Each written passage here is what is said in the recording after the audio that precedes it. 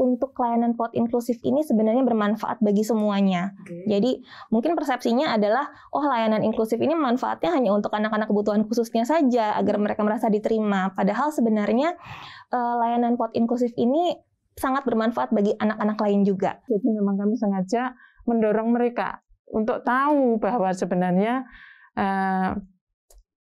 program inklusi itu sebaiknya memang mereka siap untuk melaksanakan, karena di sekitar kita itu ada anak-anak yang memang perlu terfasilitasi, terlayani pendidikannya, anak-anak berkebutuhan khusus, sebagaimana anak-anak yang pada umumnya.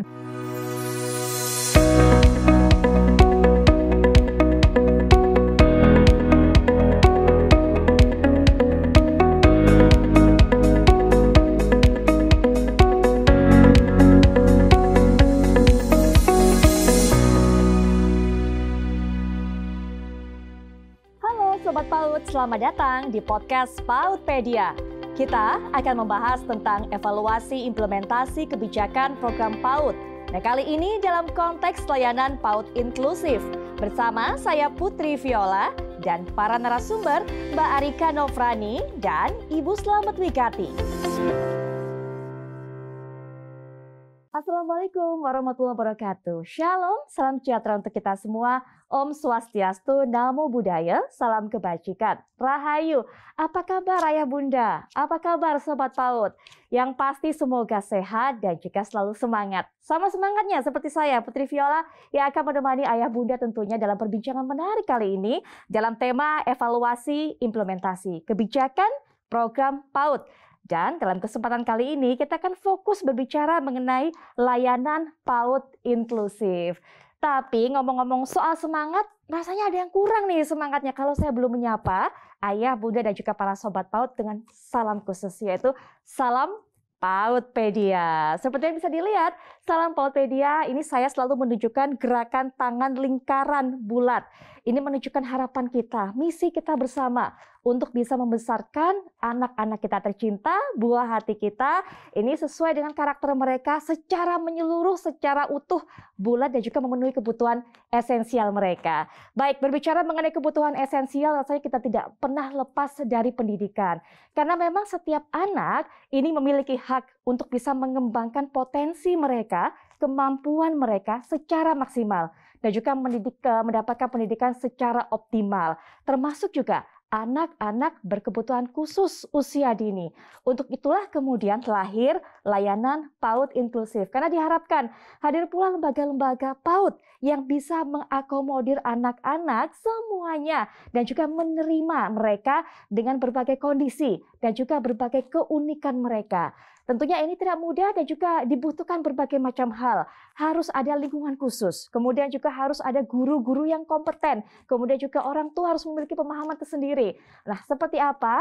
Kita akan langsung saja berbincang-bincang dengan dua narasumber yang sudah hadir bersama saya dalam podcast dari PAUDpedia kali ini. Yang pertama adalah Mbak Arika Nofrani, SPSI MA, dari Fungsi Layanan Khusus Direktorat PAUD Kemendikbud Ristek. Assalamualaikum warahmatullahi wabarakatuh. Mbak Arika, gimana kabarnya? Alhamdulillah baik Mbak Putri. Sehat selalu. Ya, baik, selalu. Mbak Arika, saya tahu semangat nih kalau diajak ngomong soal ini. Baik, nanti bisa ya berbagi ilmu juga kepada ayah, bunda, dan juga sobat PAUD.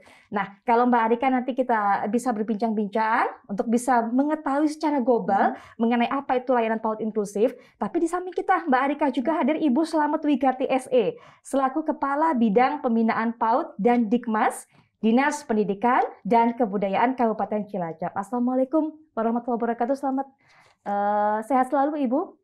Alhamdulillah. Waalaikumsalam warahmatullahi wabarakatuh. Sehat Mbak Viola. Baik, karena nanti kita juga ingin tahu bagaimana Ibu dan juga rekan-rekan ini melaksanakan ataupun juga mewujudkan layanan PAUD inklusif di Cilacap. Tapi kalau dari namanya layanan PAUD inklusif, artinya menyeluruh. Nah, ini mungkin bisa dijelaskan Mbak Arika, seperti apa sebenarnya maksudnya? Mbak Viola, untuk layanan PAUD inklusif sendiri sebenarnya memang merupakan satu layanan yang diharapkan nantinya bisa dicapai oleh semua satuan PAUD ya, karena merupakan memang bagian dari konsep PAUD berkualitas. Nah, di mana memang dalam layanan PAUD inklusif ini semua anak itu bisa diakomodir, baik keunikannya, potensinya, dan juga bisa kita mengurangi hambatan-hambatan yang kira-kira dialami oleh anak untuk melakukan pembelajaran. Nah, dan juga di layanan PAUD inklusif ini diharapkan terutama untuk anak-anak yang memiliki kebutuhan pendidikan yang khusus itu bisa bermain dan belajar bersama-sama dengan anak-anak yang mungkin perkembangannya ini lebih berkembang secara umum ya. Nah, jadi bagaimana sebuah satuan PAUD itu bisa merangkul semua anak, membuat anak menjadi bagian dari satuan PAUD dan bisa memfasilitasi semua keunikan dan potensi itu. Ya, itu sangat penting juga sangat dibutuhkan. Tadi sudah sempat saya singgung bahwa memang dibutuhkan lingkungan aman, nyaman untuk mereka, untuk anak-anak kita, termasuk juga anak-anak berkebutuhan khusus. Tapi kalau kita mau tanya lebih dalam lagi, sebenarnya sudah hadir program-program apa saja untuk bisa menghadirkan layanan PAUD inklusif ini, Mbak? Sebenarnya kalau dari Direktorat PAUD sendiri cukup banyak. Kami dari program bantuan sebenarnya BOP PAUD ABK, yaitu ini terkait dengan bantuan untuk setiap anak berkebutuhan khusus yang satuan PAUD-nya mengajukan ke Direktorat PAUD. Dan di sini memang bantuan ini adalah untuk memfasilitasi teman-teman kita yang memiliki kebutuhan khusus ini agar mereka bisa mendapatkan akses ke mungkin peralatan-peralatan yang mendukung kebutuhan khusus ataupun bisa mendapatkan akses untuk keperluan identifikasi, kemudian juga untuk mendapatkan akses kepada guru-guru pendamping dan lain-lain yang mungkin akomodasi-akomodasi yang dibutuhkan oleh anak-anak ini. Dan selain itu kami juga sudah menerbitkan beberapa buku terkait dengan pendidikan inklusif ini. Jadi bagaimana penyelenggaraannya, bagaimana pembelajarannya, kemudian ada program pembelajaran individu yang biasanya dikembangkan oleh satuan PAUD untuk anak-anak yang memiliki kebutuhan khusus dan juga bagaimana penilaiannya. Nah, mudah-mudahan juga di tahun ini kami juga akan menerbitkan beberapa buku terkait dengan bagaimana dukungannya yang harus kita berikan, kemudian bagaimana cara guru ini mungkin melakukan identifikasi awal, jadi bukan melakukan diagnosa ya, tapi melakukan identifikasi awal kepada anak-anak yang mungkin mengalami hambatan ataupun keterlambatan perkembangan. Nah, jadi itu adalah beberapa hal yang sudah dilakukan oleh Direktorat PAUD dan selain itu kita juga punya ada beberapa bimbingan teknis bagi penerima bantuan yang BOP ABK tadi, di mana di bimbingan teknis ini kami memberikan mungkin pengetahuan atau pemahaman dasar terkait bagaimana sih cara penyelenggaraan layanan PAUD inklusif, bagaimana cara kita menyelenggarakan pembelajaran yang kira-kira bisa mengakomodir semua anak. Mungkin begitu sih Mbak Putri. Dan bantuan ini juga salah satunya penerimanya Cilacap, begitu ya? Baik, Ibu. Nah, Ibu setelah mendapatkan bantuan, ini kemudian bagaimana implementasinya mewujudkan hal ini layanan PAUD inklusif di wilayah Ibu? Baik, terima kasih Mbak Putri Viola, Mbak Rika, Ayah Bunda Sobat PAUDpedia dimanapun berada. Yang pertama sekali kami boleh mengucapkan terima kasih ya kepada Direktorat PAUD yang telah memberikan banyak program yang bisa kami akses, yang bisa kami dapatkan untuk melaksanakan pembelajaran di PAUD Cilacap untuk menuju PAUD berkualitas. Kami di Cilacap itu tahun 2021 ini khusus untuk program ABK PAUD, BOP PAUD ABK, 25 lembaga mendapatkan bantuan BOP dari Direktorat dan lebih dari ada yang 10 siswa, ada yang 6 siswa, dan juga ada yang 1 siswa. Semua semangat untuk mengakses itu. Kami sendiri untuk implementasi itu dari pemerintah Kabupaten Cilacap itu ada alokasi anggaran untuk Dinas Pendidikan, khususnya bidang PAUD dan Dikmas. Kami berusaha merencanakan kegiatan dari anggaran APBD itu selaras dengan apa yang menjadi programnya Direktorat PAUD. Antara lain, betul, kami yang terkait dengan BOP PAUD ABK, itu kami membuat program bimbingan teknis penyelenggaraan PAUD inklusi. Dan untuk tahun 2021 ini sasarannya 50 lembaga untuk kemarin. 50 peserta yang diantaranya juga untuk teman-teman yang sudah menerima program dari direktorat itu dan juga lembaga-lembaga yang lain yang belum menerima atau belum berusaha juga untuk dapatkan program itu karena mungkin ketidaktahuan, jadi memang kami sengaja mendorong mereka untuk tahu bahwa sebenarnya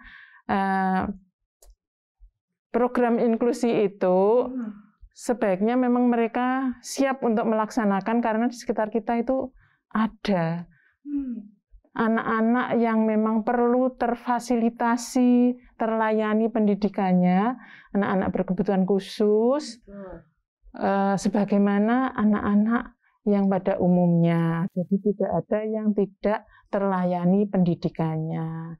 Bagaimana caranya supaya teman-teman kami, bunda, ayah, bunda yang di lembaga itu paham bagaimana kalau di sekitarnya ada dan bagaimana nanti bisa melayani mereka dengan sebaik melayani yang pada umumnya. Baik, selain bimbingan, pembinaan yang diberikan, artinya kalau tadi Ibu sempat katakan ada faktor sosialisasi juga ya Bu yang disampaikan kepada mereka sehingga mendorong mereka juga untuk bergerak bersama. Betul sekali. Jadi di situ kita melibatkan narasumber dari pusat, dari teman-teman yang biasa sudah mengakses kegiatan itu dan sudah menjadi lembaga PAUD inklusi untuk sharing bersama bagaimana cara yang bagus, yang praktis, yang bisa dilaksanakan oleh para pendidik.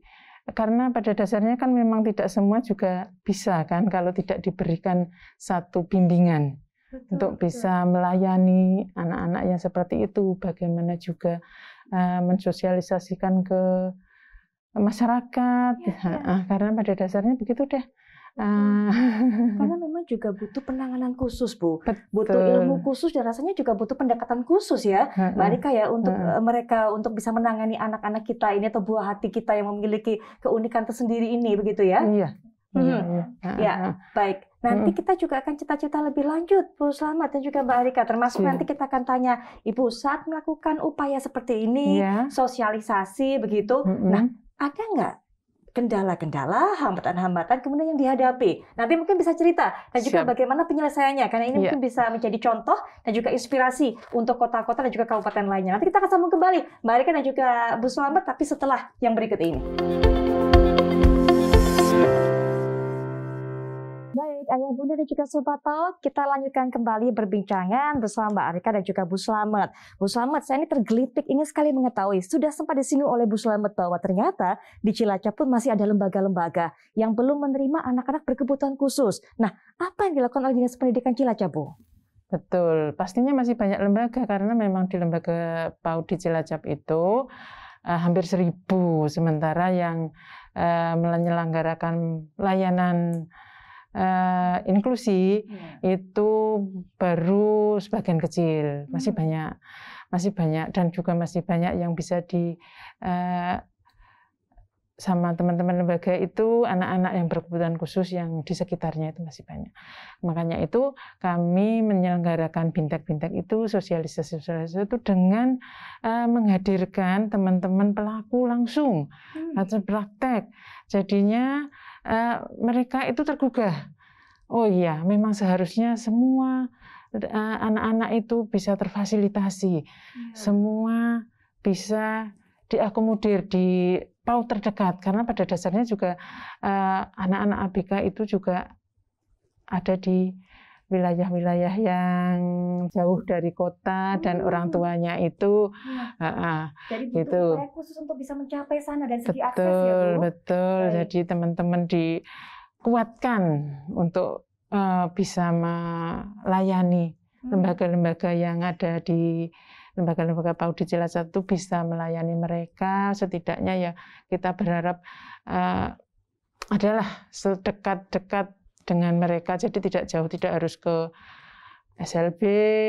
Nah, kami juga punya yang sudah menyelenggarakan itu, menyelenggarakan layanan inklusi itu, kami minta untuk bisa menjadi rujukan dari ke lembaga-lembaga yang belum menyelenggarakan. Insya Allah teman-teman yang sudah menyelenggarakan itu welcome.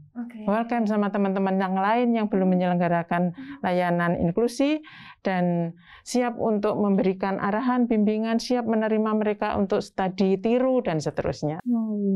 Mbak Arika, ada contoh yang kemudian bisa ditiru, bisa menjadi inspirasi, dan ada yang menjadi rujukan begitu, lembaga yang menerima anak-anak berkebutuhan khusus. Cukup efektif upaya ini untuk bisa menggandeng semuanya. Kalau dari pengalaman kami di Direktorat, itu salah satu cara yang cukup efektif sebenarnya ya. Untuk pada saat satuan PAUD atau lembaga ini melihat ada yang sudah berhasil menyelenggarakan layanan inklusif, mereka akan melihat bahwa oh ternyata tidak sesulit itu. Ternyata memang ada beberapa hal yang kita sebagai pendidik PAUD itu bisa lakukan untuk anak-anak berkebutuhan khusus. Jadi ini membuat ada semangat baru sebenarnya memang pada saat melihat ada beberapa satuan PAUD yang sudah melakukan praktik baik terkait dengan layanan inklusif ini. Dan juga selain adanya lembaga yang bisa dijadikan sebagai rujukan, ini biasanya teman-teman yang pendidik PAUD inklusif ini mereka juga suka melakukan adanya satu forum komunikasi. Jadi membentuk, sekarang kan teknologi sudah sangat maju ya, jadi kita komunikasi bisa lewat apapun. Sehingga lewat media apapun ya. Lewat media apapun. Jadi teman-teman ini yang sudah menyelenggarakan layanan PAUD inklusif, banyak juga yang sudah membentuk forum komunikasi sendiri untuk saling bertukar baik pengalaman, baik kemudian informasi-informasi. Jadi ini juga salah satu cara yang cukup efektif yang mungkin juga bisa dilakukan ya Bu ya di Cilacap. Ada masukan Bu ternyata membuat forum komunikasi. Betul, siap. Kami nanti akan langsung bergerak untuk bisa membuat ditindaklanjuti ya Bu ya. Sedikitnya WA grupnya dulu untuk para lembaga yang sudah melayani inklusi itu tadi. Kita bikin grup untuk bisa saling komunikasi, yang lainnya nanti bisa mengikuti supaya lebih banyak lagi lembaga-lembaga yang menyelenggarakan layanan inklusi di Cilacap. Karena kalau ada forum komunikasi rasanya insya Allah kebaikan atau praktik baiknya jadi nular Bu, dari satu ke yang lainnya begitu ya. Nah, tapi ada satu hal juga yang membuat saya bertanya-tanya Bu Slamet, karena nggak gampang menurut saya pribadi, nggak gampang merubah mindset, pola pikir orang, baik itu orang tua yang memiliki anak berkebutuhan khusus, ataupun juga orang tua yang memiliki anak-anak begitu yang berkembang secara reguler, yang nanti mungkin lembaganya ini akan kedatangan anak berkebutuhan khusus tersebut. Bagaimana Bu menyatukan ini? Betul.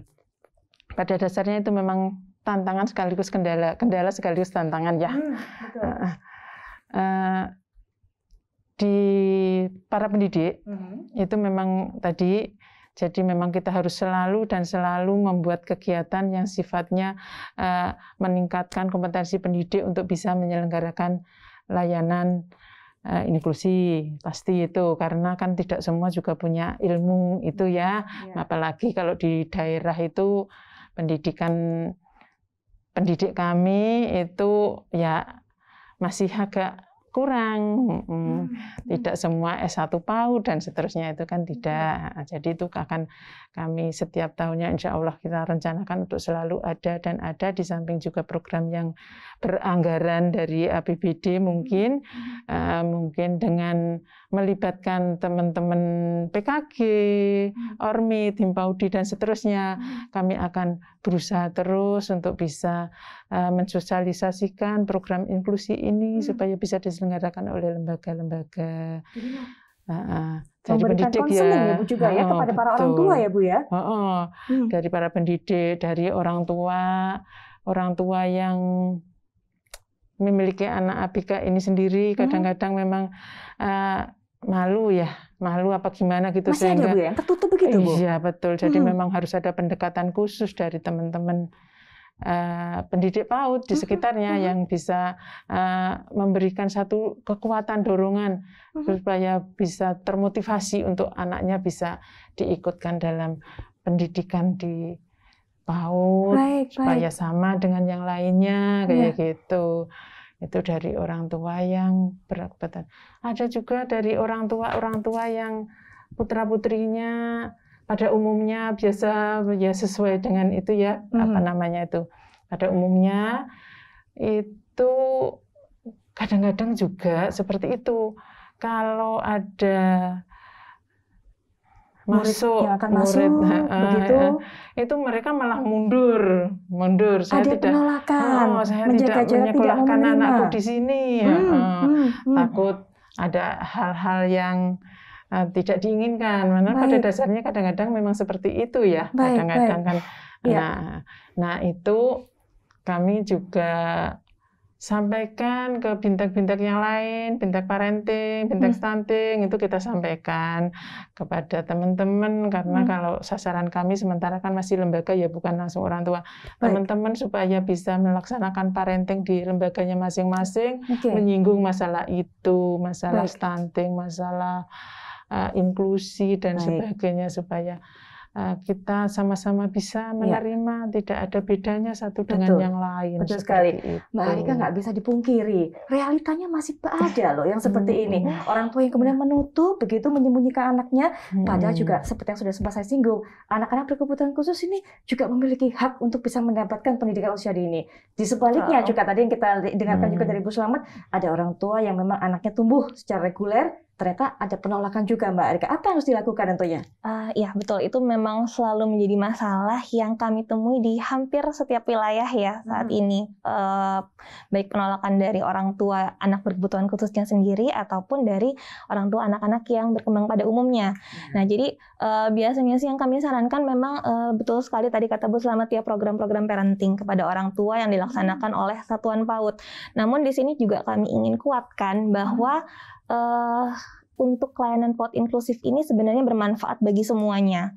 Jadi mungkin persepsinya adalah layanan inklusif ini manfaatnya hanya untuk anak-anak kebutuhan khususnya saja agar mereka merasa diterima. Padahal sebenarnya layanan PAUD inklusif ini sangat bermanfaat bagi anak-anak lain juga. Di mana semenjak usia dini ini anak jadi terbiasa mereka untuk saling menghargai, saling menerima perbedaan, mereka mengembangkan empati, dan itu kan yang nantinya akan dituju oleh profil pelajar Pancasila kita ya. Jadi itu yang kita harapkan, anak-anak kita ini adalah anak-anak yang saling bertenggang rasa, berempati, saling menerima, dan mereka mau bekerja sama dengan semua pihak gitu. Jadi tidak ada pilih-pilih kalau berteman, tidak ada kita melihat hanya hambatan-hambatannya, tapi di mana kita bisa menemukan potensi semua orang, kita bisa melihat semua kebaikan-kebaikan dari semua orang, dan itu adalah salah satu yang bisa diraih dengan apabila kita melakukan layanan inklusif. Nah, jadi bermanfaat bagi semuanya. Itu yang kita ingin, suatu pesan yang ingin disampaikan dari kami melalui para pendidik PAUD ini kepada orang tua. Jadi sangat penting untuk kolaborasi dengan masyarakat ini ya, untuk menyadarkan pentingnya layanan inklusif. Terakhir mungkin singkat sebelum saya juga menutup perbincangan ini, tapi ayah bunda di rumah yang menyaksikan podcast ini juga ingin sekali mengetahui harapan ibu tentunya mengenai program ini untuk bisa berkelanjutan, Bu. Betul, pastinya kami berharap pemerintah pusat, pemerintah daerah bisa terus menyediakan alokasi untuk penyelenggaraan PAUD inklusi di lembaga-lembaga PAUD seluruh yang ada di Indonesia. Baik. Harapan Karena itu Ibu tadi. mewakili harapan semuanya ya dari kata-kata kawan yang lainnya begitu. Silakan Mbak Arika dikomentari harapannya termasuk juga dari Mbak Arika sendiri.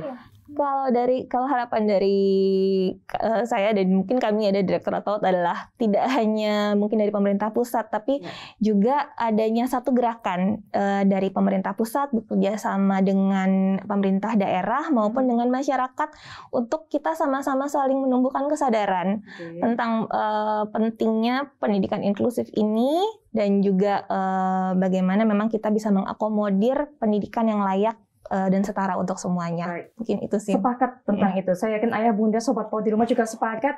Setiap anak punya karakter masing-masing, keunikan masing-masing, dan harusnya mereka berhak untuk hidup berdampingan dan mendapatkan semua haknya secara maksimal.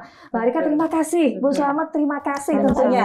Dan juga di usainya perbincangan ini saya juga ingin sekali mengingatkan kepada ayah, bunda, dan juga sobat PAUD untuk bisa like, kemudian juga subscribe akun ini, yaitu tentunya Paudpedia, dan juga jangan lupa selalu untuk ikuti kanal media sosial kami karena kami selalu sajikan informasi-informasi yang sangat bermanfaat untuk para orang tua dan juga untuk tumbuh kembang buah hati kita bersama. Terakhir Bu, saya punya satu permintaan Bu, boleh Bu ya sebelum Ibu mulai ke Cilacap? Boleh ya? Ini kasih salam ke semuanya ayah bunda, bukan ini cuma di Cilacap tapi di Indonesia begitu. Betul. Karena kita punya salamnya salam khusus. Salam Paudpedia. Tadi saya sudah contohkan di awal, begitu Mbak Arika sih sudah hafal saya yakin. Ini jadi tangannya dilingkarkan, ditaruh di dada kanan. Nanti kita akan langsung saja kita ngomong bareng-bareng Bu. Salam Paudpedia. Yang lantang Bu, yang semangat. Siap Bu Selamat, siap Mbak Arika ya. Nanti saya kodenya saya hitung. Diletakkan Bu tangannya ini. Baik, sudah kelihatan ini bulat. Nah, langsung saja 1, 2, 3. Salam Paudpedia.